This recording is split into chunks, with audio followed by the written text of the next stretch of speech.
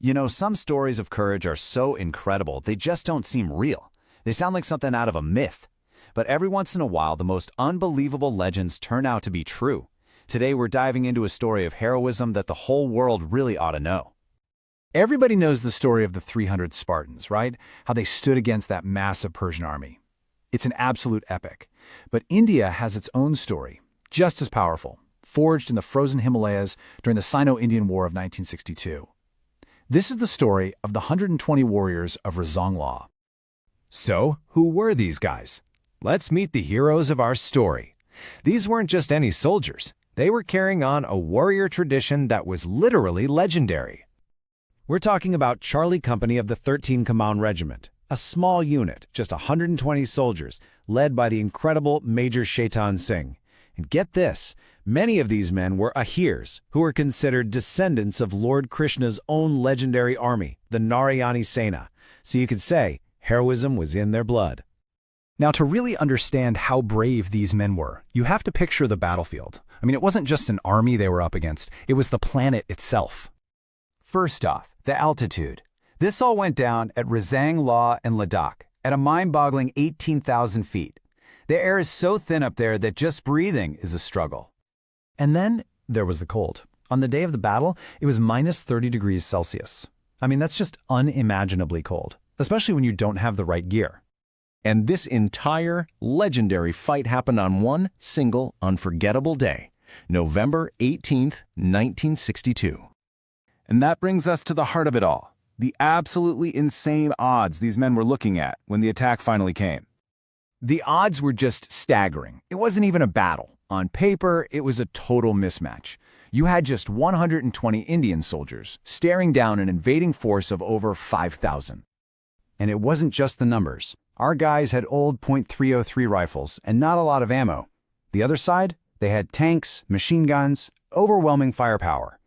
And as if that wasn't enough, the Indian soldiers didn't have the proper winter clothing to survive that brutal cold. And here's the kicker. They were totally isolated. The terrain was so harsh that there was just no way for the Indian army to get reinforcements to them. They were cut off. They were completely and utterly alone. So, no backup, facing this massive force. You get to a decision point. Retreat was an option, but for these men, honor meant something else entirely. Major Shaitan Singh made the choice, and his resolve was just absolute. He basically sealed their fate with these words: "I will not retreat. Not one enemy step will fall on this land as long as I breathe." And this wasn't just one man's decision. Inspired by him, every single soldier made a pact, a vow to fight to the very last man for their country. What happened next was just a story of pure grit. It started with disciplined firing, one bullet, one enemy, to make every shot count. But when the ammo ran out, the fight wasn't over. No way. It turned into something primal. They charged out of the trenches for bare-handed combat, using their rifles as clubs and their fists against bayonets.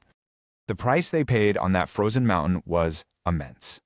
But when you look at the final results, what happened there was a strategic and moral victory that's almost hard to comprehend.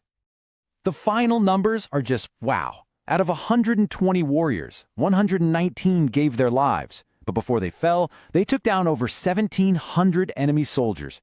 An unbelievable achievement that completely changed the game. You know, the full story didn't come out for months. It was only when the spring thaw finally melted all that snow that search parties could even get there. And what they found was a silent, powerful testament to courage. The heroes were found frozen, still at their posts, still in their fighting positions. The details just paint an incredible picture. One soldier was found with his hands still gripping a grenade. Another's finger was frozen on the trigger of his rifle. They fought until their very last breath, and then some. So why does this battle from 1962 still hit so hard today? Well, because their sacrifice wasn't just symbolic. It had a direct, lasting impact.